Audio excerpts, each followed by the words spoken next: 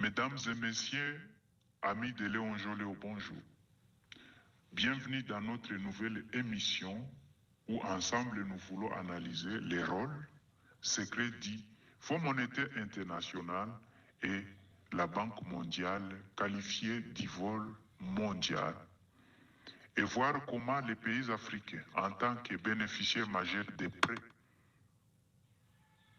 du FMI et de la Banque mondiale, ont ressenti de manière aiguë les conséquences des politiques et programmes de ces deux institutions.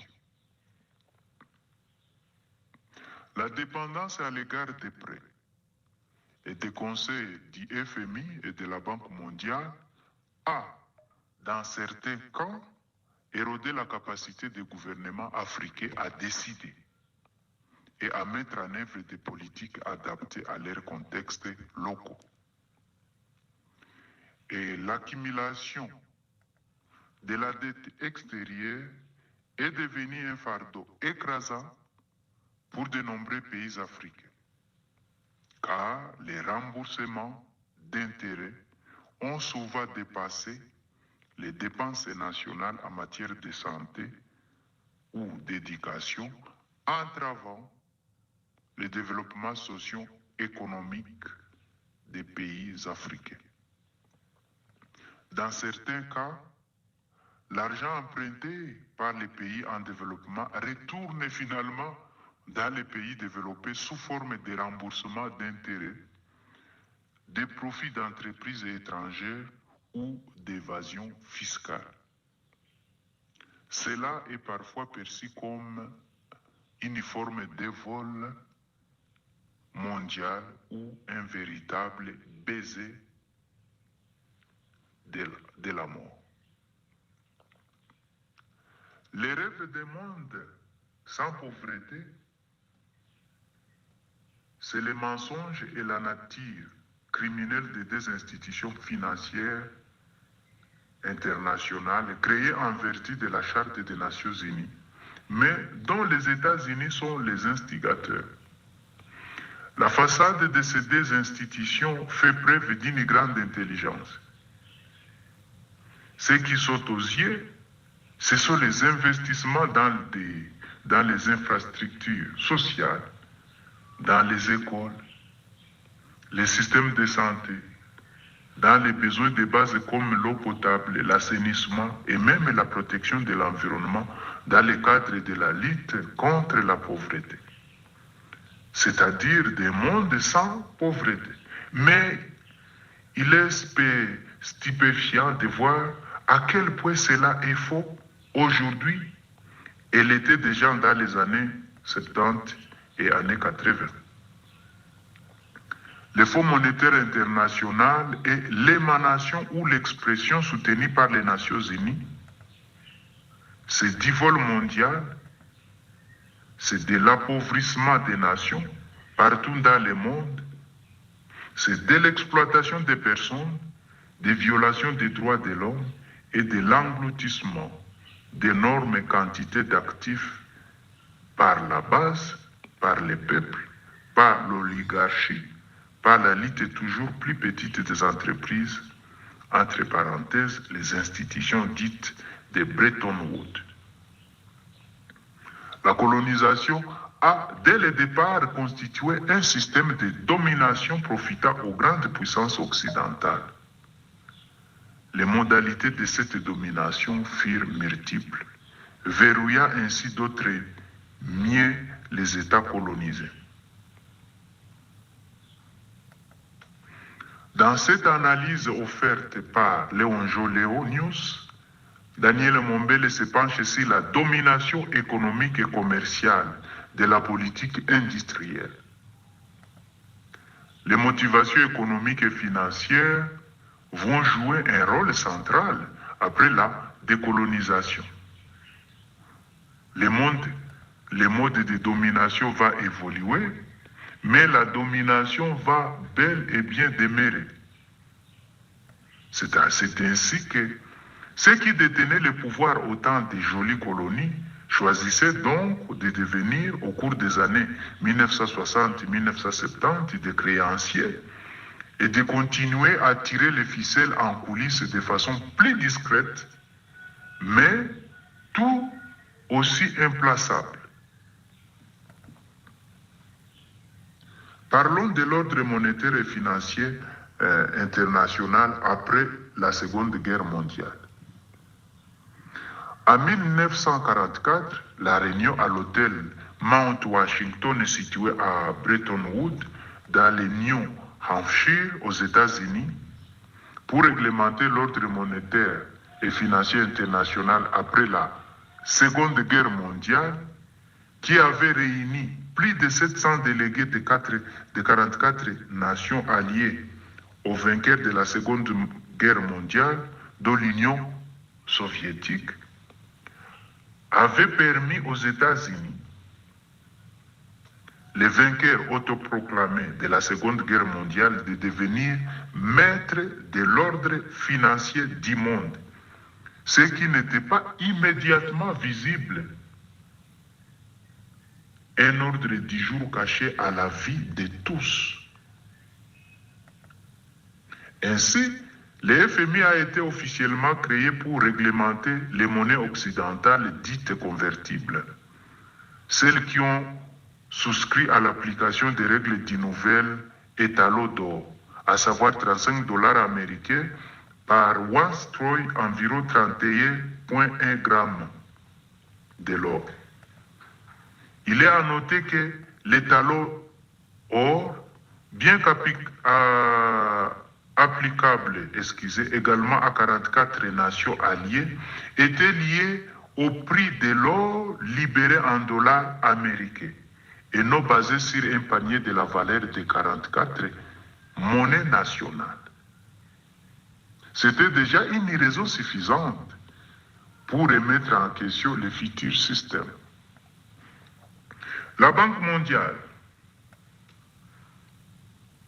ou la Banque pour la reconstruction et le développement, a été officiellement créée pour administrer les plans Marshall pour la reconstruction de l'Europe détruite par la guerre. Le plan Marshall devient une donation des États-Unis et porte le nom du secrétaire d'État américain George Marshall qu'il avait proposé en 1947. Ce plan a permis d'accorder 13,2 milliards de dollars d'aide étrangère aux pays européens qui avaient été dévastés physiquement et économiquement par la Seconde Guerre mondiale. Il devait être mis en œuvre de 1948 à 1952, une période bien trop courte, bien sûr, et s'étendre jusqu'au début des années 1960. En termes actuels, le plan Marshall voudrait environ 10 fois plus, soit quelques 135 milliards de dollars. Le plan Marshall était et toujours un fonds renouvelable, remboursé par les pays concernés afin de pouvoir être cédé. L'argent du plan Marshall a été prêté plusieurs fois et a donc été très efficace. La contrepartie européenne du fonds Marshall, administrée par la Banque mondiale, était une banque nouvellement créée sous l'égide du ministère allemand des Finances, la Banque allemande pour la reconstruction et le développement.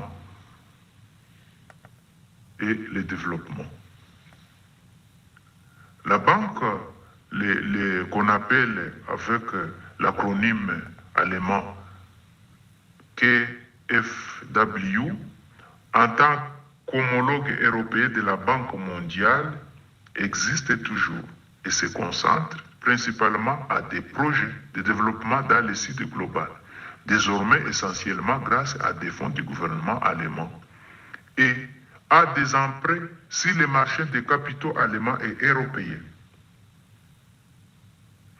Le KfW coopère souvent avec la Banque mondiale dans le cadre de projets communs. Aujourd'hui, il existe toujours un département spécial au sein des KFW qui s'occupe exclusivement de l'argent du fonds du plan Marshall. Les fonds du plan Marshall sont particulièrement frappants et dignes d'intérêt. Tout d'abord, le plan de reconstruction a créé un lien et une dépendance entre les États-Unis et l'Europe. Cette même Europe qui a été en grande partie détruite par des forces alliées occidentales, alors que la Seconde Guerre mondiale a été en grande partie gagnée par l'Union soviétique.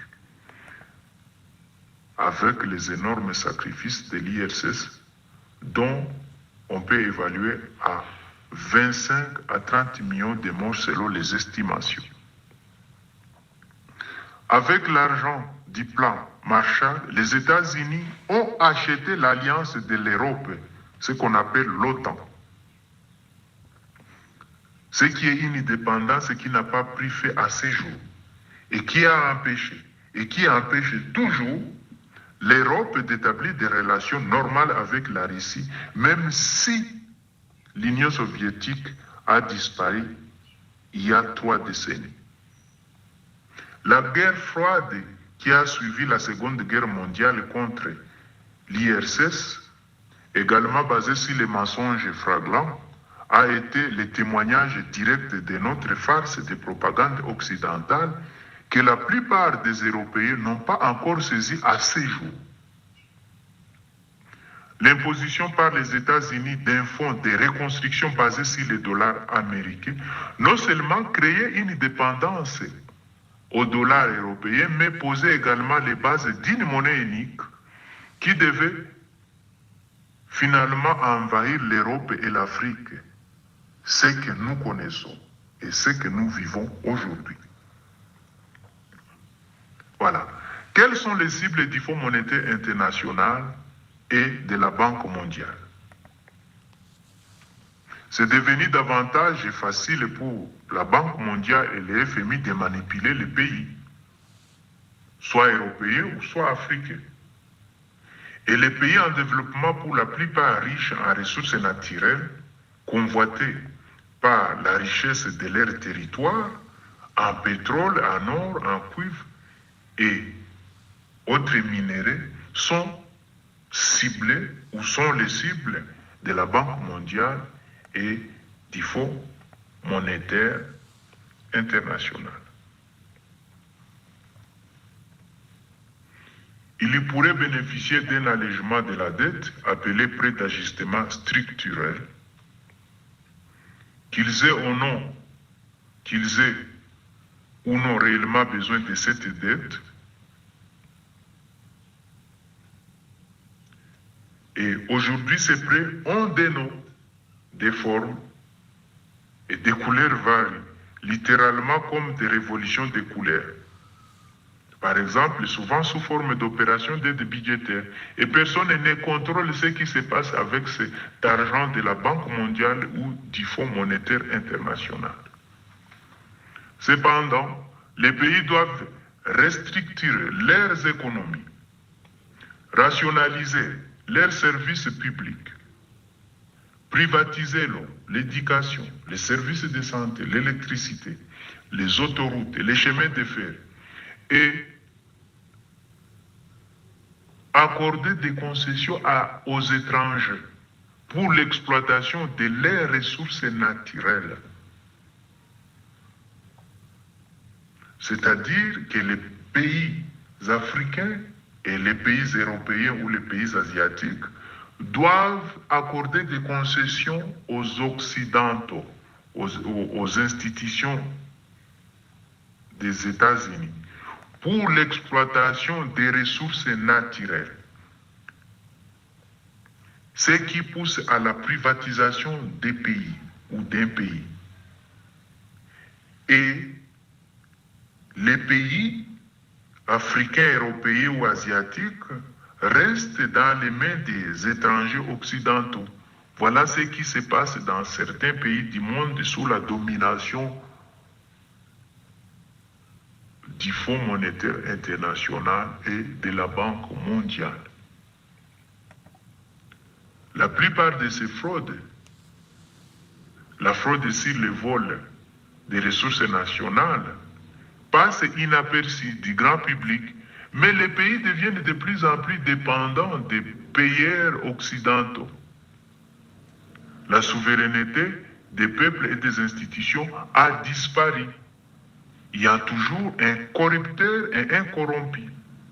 Souvent, pour une grosse somme d'argent, les pays sont obligés de voter avec les États-Unis pour ou contre certaines résolutions des Nations Unies qui intéressent les États-Unis. Et voilà le système corrompu des Nations Unies vis-à-vis des pays membres de l'ONU. Examinons ensemble les exigences du Fonds monétaire international et de la Banque mondiale. La Banque mondiale ou le Fonds monétaire international apporte une aide considérable, principalement sous forme d'allègement de la dette, soit sous forme de dons, soit sous forme de prêts à faible taux d'intérêt, mais avec d'énormes conditions. Par exemple, vous les gouvernements, africains ou européens, asiatiques, vous devez suivre les règles établies par l'OMS. Vous devez suivre les règles relatives au test de faire la vaccination obligatoire de la population quand le vaccin sera disponible. Si vous vous conformez à ces règles et à d'autres règles propres à votre pays, comme laisser l'ère société occidentale exploiter vos ressources naturelles, continuez à privatiser vos infrastructures et services sociaux, vous pouvez recevoir de la part de la Banque mondiale ou du Fonds monétaire international une aide financière. Ce que moi je qualifie, ou quelqu'un d'autre peut qualifier, du vol mondial. En mai 2020, le groupe de la Banque mondiale a annoncé que ses opérations d'urgence pour lutter contre la COVID-19 avaient déjà atteint 100 pays en développement, où vit 70% de la population mondiale avec des prêts de plus de 160 milliards de dollars. Cela signifie qu'aujourd'hui, 6 mois plus tard, cela signifie qu'aujourd'hui, après les 2 vagues qui se sont succédées avec la pandémie Covid, le nombre de pays et le nombre de prêts ou de subventions, de secours, doivent avoir augmenté de manière exponentielle pour atteindre plus de 193 pays membres des Nations Unies. Ce qui explique comment tous, littéralement tous les pays, même les pays africains les plus contestateurs, parmi les plus pauvres des pauvres, ont succombé à la coercition ou au chantage des tristement célèbres institutions de Bretton Woods.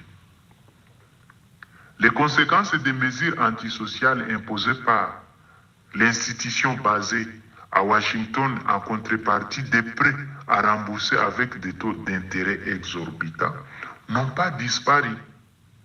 L'organisation internationale poursuit son travail de gendarme économique, quel qu'en soit les prix à payer par les populations concernées, en fait qu'aucun de ces 189 États membres ne s'écartent pas du chemin néolibéral qui leur a été tracé.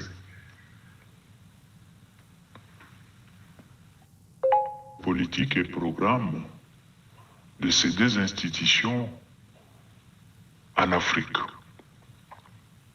En Afrique, aucun pays, beau élève du Fonds monétaire international, n'a jamais émergé et n'émergera jamais car l'orientation du Fonds monétaire international n'est point le développement, mais juste le contrôle des finances des pays africains, afin que ces derniers soient en règle avec les grands banquiers et les pays créanciers. Ce qui intéresse les FMI et la Banque mondiale, c'est le paiement de la dette du pays à ses créanciers internationaux. Un bon élève est celui qui s'acquitte de cette obligation, quel qu'en soit les coûts social de sa nation. Quand un pays en développement sollicite un prêt du Fonds monétaire international ou de la Banque mondiale, il est souvent obligé d'accepter des conditions strictes, connues sous le nom de programmes d'ajustement structurel. Ces conditions peuvent inclure des mesures d'austérité, des réductions des dépenses publiques, des privatisations et des libéralisations du marché. Et à long terme, cette dépendance à l'égard des prêts et des conditions imposées peut empêcher les pays de suivre des politiques indépendantes adaptées à leurs besoins locaux ou nationaux.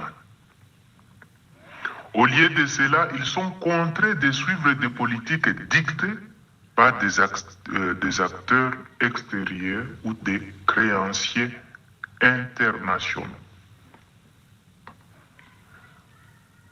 La question est, par où commencer de la part des pays africains pour refuser un prêt du Fonds monétaire international ou de la Banque mondiale pour l'indépendance économique de l'Afrique? Pour en finir avec la même mise des créanciers sur le destin des populations des États endettés, qui utilisent la dette comme un outil de chantage pour dicter des politiques antisociales, il est impératif que les dirigeants africains adressent un message clair